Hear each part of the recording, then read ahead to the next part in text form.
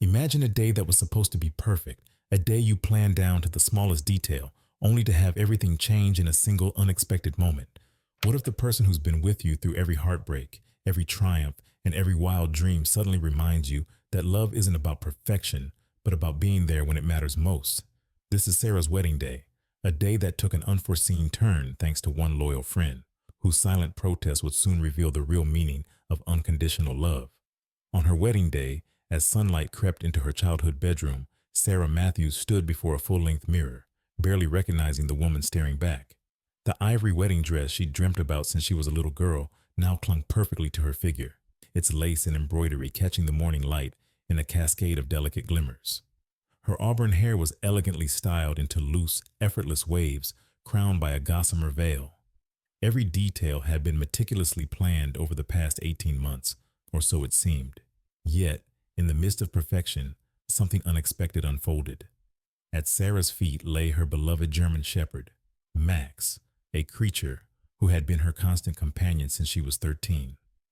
With his chin resting on his paws and amber eyes fixed on her with an intensity that was uncharacteristic of his usual protective gaze, Max was an ever-present reminder of a lifetime shared together. At 13, Max had already been with Sarah through the highs and lows of her formative years. Rescued as a scraggly 8-month-old pup from the local shelter in their quaint Connecticut town, he had rescued her in ways that went far beyond the mere comfort of companionship. His silent understanding and unwavering loyalty had filled the gaps in her life, shaping her into the resilient woman she had become. As she smoothed down a stray curl, Sarah whispered softly, "What do you think, buddy?" in a tone full of admiration as she admired how the lace detail caught the light streaming through the window. A moment later, when the name Michael, her fiancé, was mentioned, Max's ears twitched ever so slightly, yet he remained strangely still. Typically, any mention of Michael would send him bounding eagerly to her side, as though he were trying to share in her joy. Today, however, something was amiss. In the background, Sarah's mother, Elizabeth, appeared at the doorway with a concerned smile. "Sweetheart, the makeup artist is here. Are you ready?" she called out gently, her voice laced with both excitement and worry. Sarah took one final lingering look in the mirror. "Coming, Mom," she murmured, her voice trembling ever so slightly with anticipation and an inexplicable premonition. As she reached down to scratch Max's ears, he stood slowly, each joint creaking as if echoing the passage of time. Sarah's heart fluttered, a bittersweet pang reminding her that while nothing lasts forever, some bonds are meant to endure. In a soft, almost conspiratorial tone, Sarah said, "Come on, boy, let's go make me a bride." Max moved, though with an uncharacteristic slowness that set off alarm bells deep within her heart. Despite his age, he had been a beacon of light during her darkest days. She recalled the first time she'd rescued him, a cold, rainy afternoon when he was nothing more than a frightened pup shivering on a sheltered doorstep, and vowed that he would never be alone. Inside the bustling house, the next 2 hours passed in a whirlwind. The air was alive with the chatter of bridesmaids in pale blue dresses, the excited laughter of hair and makeup artists, and the steady rhythm of Sarah's mother's heels as she orchestrated every detail with the precision of a seasoned conductor. Even as Max remained close by, his usually buoyant spirit dampened by some unspoken malaise, Sarah's mind raced with memories of his faithful presence through every major chapter of her life. "Is he feeling okay, Jenny?" Sarah's best friend and maid of honor, whose lifelong bond with Sarah spanned back to middle school, asked with genuine concern as they prepared to leave for the church. Sarah knelt beside Max, her hand gently gliding along his worn fur. "I think he's just picking up on all this excitement. You know how sensitive he can be." Yet, deep inside, Sarah harbored a fear that was far more than mere nerves. Max had been acting different for the past few days. He was eating less, moving more slowly, and sleeping more often than usual. Though she had planned to take him to the vet, the rush of last-minute wedding details had forced that conversation into the background. "Look at him," Jenny whispered, her tone a blend of worry and gentle reassurance. "Maybe he's just overwhelmed by everything happening." But as Sarah straightened up and surveyed the room, she could feel an undercurrent of tension that belied the joyous occasion. Soon enough, Elizabeth checked her watch. "The photographer wants to get some shots before the ceremony.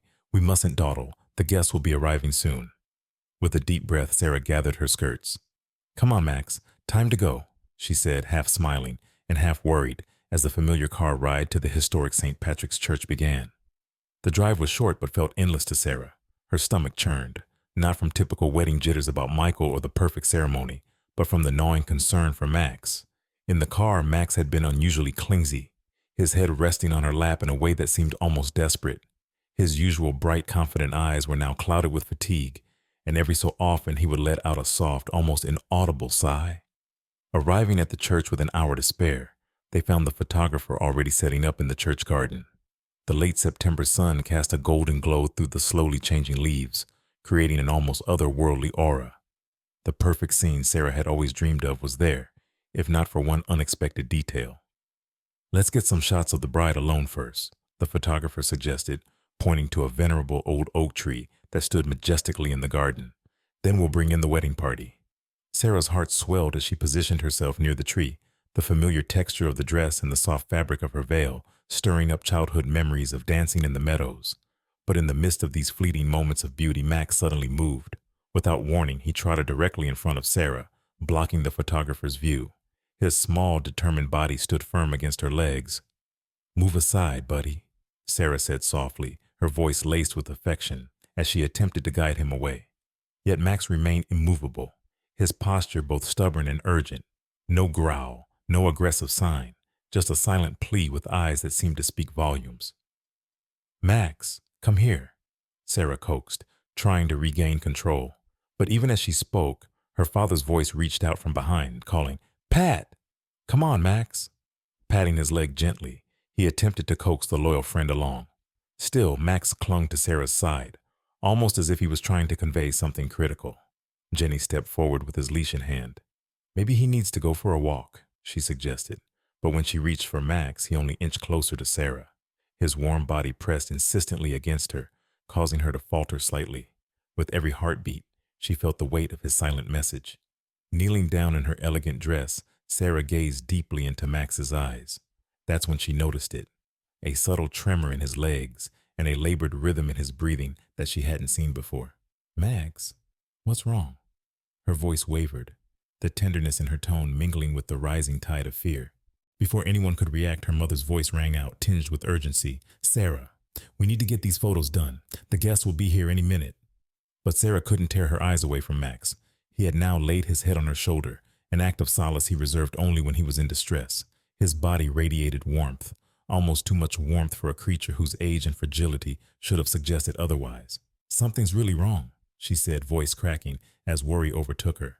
Jenny knelt beside them and gently placed a hand on Max's side, whispering, "His heart is racing."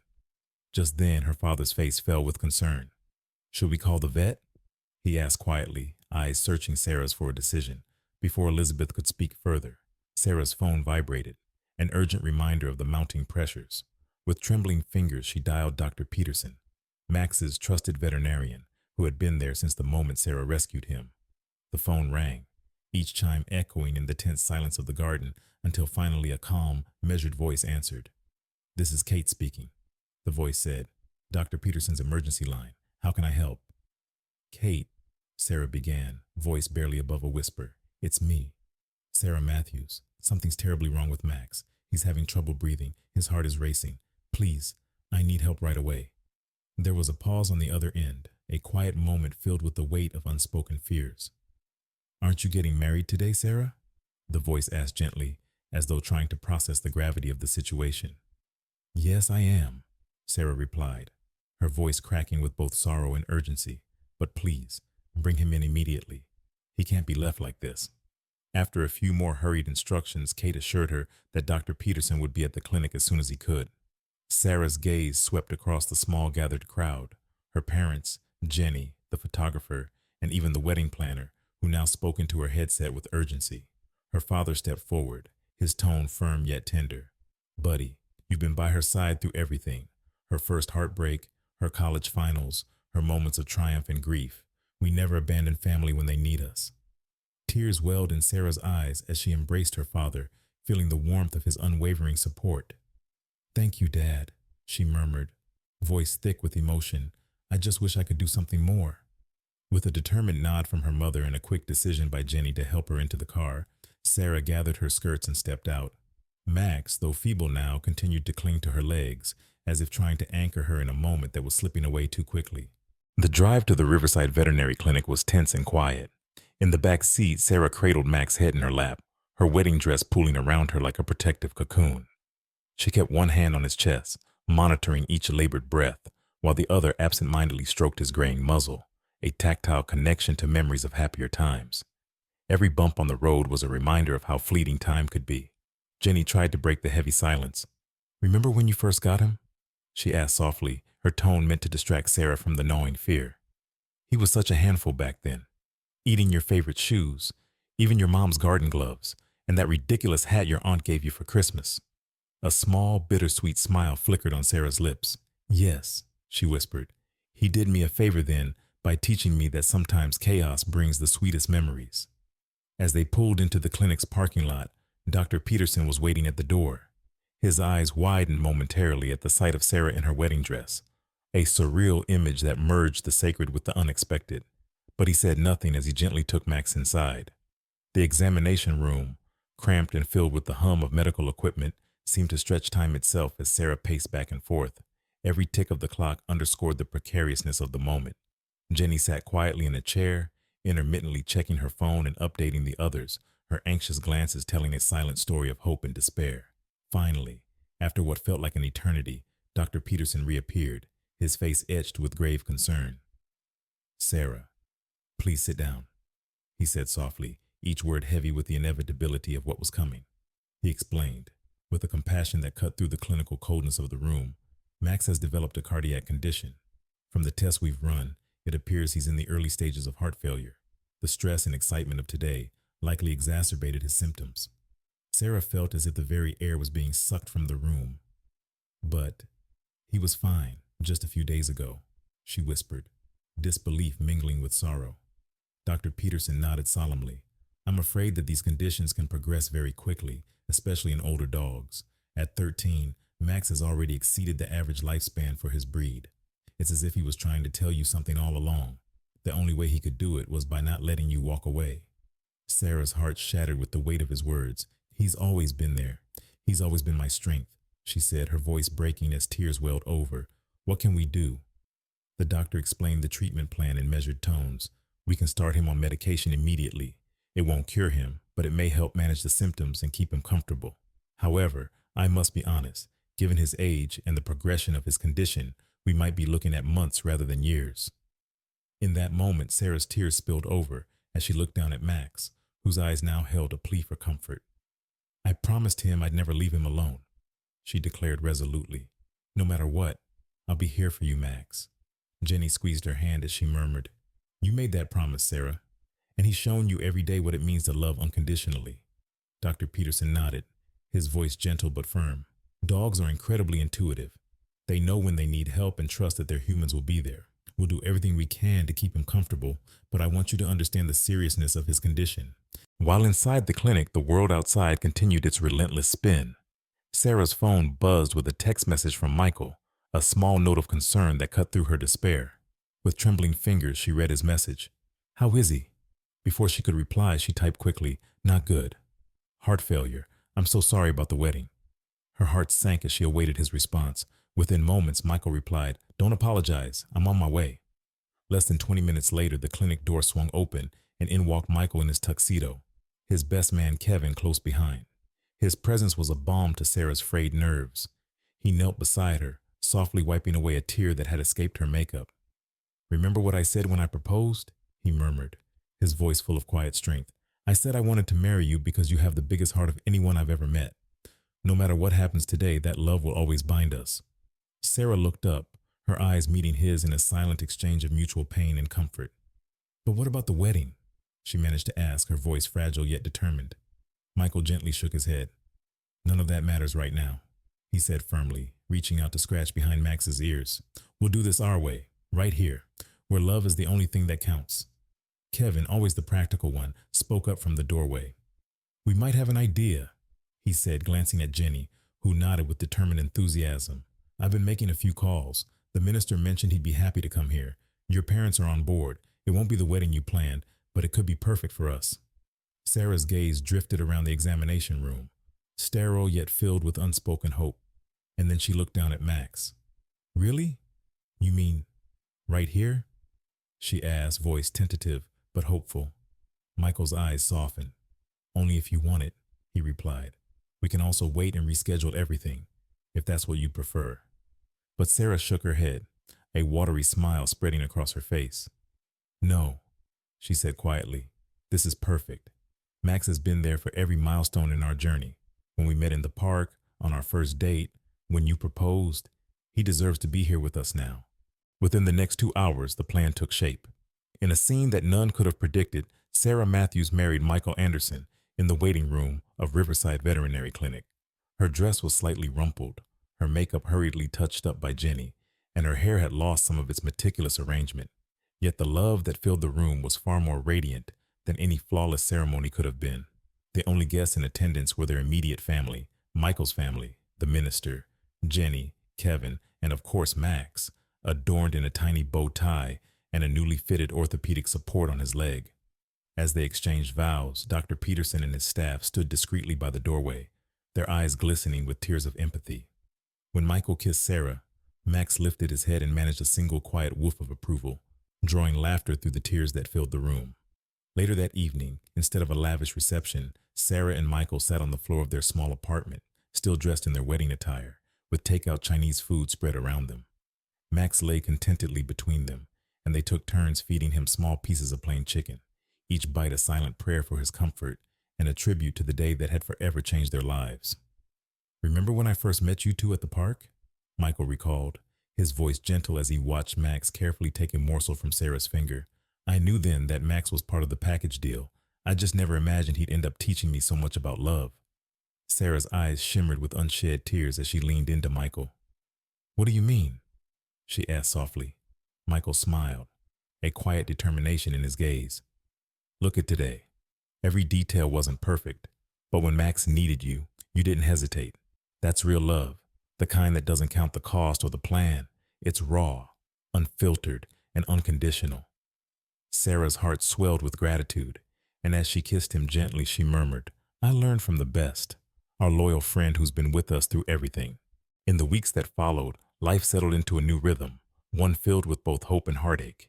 Max's condition, though managed by medication, fluctuated with good days and bad days. Michael and Sarah found themselves adjusting their lives around his needs, taking turns staying home when he was too exhausted for his usual walks, and celebrating the moments when he was strong enough to join them in the park where they'd first met. Each morning, as the sunlight filtered softly through the apartment window, Sarah would find Max at the door, his tail wagging weakly in greeting. Good morning, boy, she would say, bending down to give him a gentle hug. Even on the days when he could barely muster a wag, his presence was a reminder of the depth of his love and loyalty. One quiet evening in early spring, nearly 6 months after the wedding, Max showed a rare spark of joy. After a day when he'd eaten well, enjoyed the gentle warmth of the sun in the backyard, and even played cautiously with his favorite toy, the evening brought a subtle shift in his demeanor. As dusk fell, however, Max grew restless, moving slowly from Sarah's side to Michael's, and then back again, as if silently checking to make sure both were still there. Unable to ignore his discomfort any longer, Sarah and Michael called Dr. Peterson, who arrived with his familiar calm. In the living room, surrounded by soft lamplight and the quiet hum of the night, they watched as Max's head was gently cradled in Sarah's lap, and Michael's steady hand stroked his back. It was in that tender moment that Sarah whispered, Thank you, Max, for being my protector, my friend, and for guiding me to Michael. Thank you for choosing me all those years ago at the shelter. Dr. Peterson's visit, though filled with quiet words of comfort and medical instructions, underscored the profound bond between human and animal, a bond that transcended even the inevitable pain of loss. Later that night, as Sarah and Michael sat together in the glow of their memories, they pored over the photos of their unconventional wedding day. One image in particular caught their attention, a candid shot captured by Jenny, where Sarah and Michael were exchanging vows, not by looking at each other, but gazing down at Max. In his eyes was a silent reminder of everything he had given, and perhaps a farewell message that said, I'm always here. I knew that day when he blocked the aisle, Sarah murmured, tracing Max's image with her finger. It was like he was telling us something. Even if it meant changing our perfect plans, he wanted us to remember what's truly important. Michael wrapped his arms around her, his voice steady as he replied, Our wedding day wasn't perfect by anyone's standards, but it was perfect for us because of Max. He taught us that love isn't about the plan, it's about being there, no matter what. A year later, Sarah and Michael found themselves at the Riverside Animal Shelter once again, the very place where Sarah had rescued Max 13 years ago. The memories of losing him still stung, but now they felt ready to open their hearts again. Standing before a row of kennels filled with hopeful eyes, Sarah's thoughts drifted back to the day she first laid eyes on Max, a skinny, scared German Shepherd puppy whose soulful eyes had immediately captivated her. Walking slowly through the shelter, they paused at the last kennel. Inside, a senior golden retriever named Duke lay on a worn blanket. His muzzle was tinged with gray, yet his brown eyes shone with gentle kindness. The name tag read, Duke, age 10. A shelter worker explained, most people want puppies or younger dogs, but Duke's been here for 3 months now. His family had to surrender him when they moved into a nursing facility. He's sweet as can be, though his age means he won't be up for long walks. Sarah knelt by the kennel door, her heart already whispering, he's perfect. As if in response, Duke lifted his head, slowly got to his feet, and ambled over to her through the gate. He pressed his nose against her hand in a tentative greeting. He has arthritis in his back legs, the worker continued, and he'll need medication, but he has so much love to give. Looking up at Michael with tears in her eyes, Sarah declared softly, no one is ever too old for a second chance at love. Michael nodded, his expression one of deep understanding and shared hope. That evening, Duke settled into their home as though he'd always belonged. In a tender moment of continuity, Duke discovered Max's old bed by the fireplace, a bed that now symbolized a legacy of love. Though they bought Duke a new bed, it was as if Duke sensed that this was a sacred space, meant to carry on the tradition of unconditional care and memory. As Sarah and Michael cuddled on the couch that night, watching Duke drift off into peaceful slumber in Max's former spot, Sarah mused, some people thought we were crazy for adopting a senior dog. They said we'd have less time with him. Michael pulled her closer and replied with a soft smile, but we know better, don't we? Max taught us that it isn't about the quantity of time, it's about the quality of love we share. Exactly, Sarah whispered, pressing a gentle kiss to Michael's cheek. Max's greatest gift was showing us what love really means. Sacrifice, loyalty, and an unwavering commitment to be there for those who matter most. And thanks to him, we now have Duke, a living reminder that every goodbye paves the way for a new hello. That night, as Sarah prepared for bed, Duke followed them upstairs and nestled into the space where Max had once lain. As Sarah drifted off to sleep, she could almost feel the comforting presence of two souls, one tangible by her side and one an eternal, cherished memory etched in her heart forever. In the quiet hours of the early morning, Michael awoke and gazed at the framed wedding photo in the living room. It was a snapshot of that extraordinary day, the day when love triumphed over adversity, when plans were set aside in favor of what truly mattered. On the photo hung a simple plaque with a message that resonated deeply with their journey. Sometimes love means changing your perfect plans.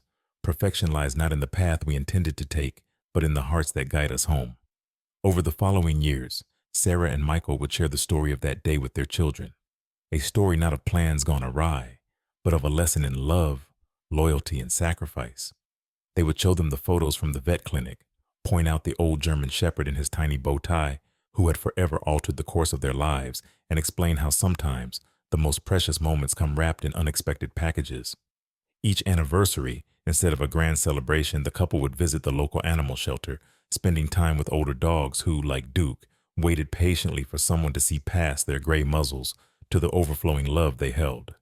It became their way of paying tribute to Max's legacy, a promise to live with the same unconditional, unwavering love that he had always shown. Sarah often reflected on the journey as she sat by the window, watching the leaves fall in the same golden light that had graced that fateful day at the church garden. Max taught us that love isn't about perfection, she'd say in quiet moments of introspection. It's about being there for one another, no matter how the plan changes. Michael, ever the supportive partner, would nod in agreement, his eyes soft with the memory of a loyal friend who had once stood in the way of a wedding aisle to remind them what truly mattered. Years later, as the couple recounted the story of their unconventional wedding day to their children, their voices would rise and fall with emotion. They spoke of a day when the perfect plan was rewritten by a gentle protest from a faithful friend. They remembered how Max's determined gaze had conveyed more than any speech ever could, teaching them that sometimes the most beautiful love stories are the ones that defy all expectations. And in every retelling, there was a moment of pause when someone would mention the words, Thank you for everything, Max.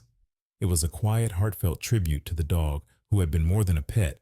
He had been a guardian, a friend, and the silent messenger of love's true meaning.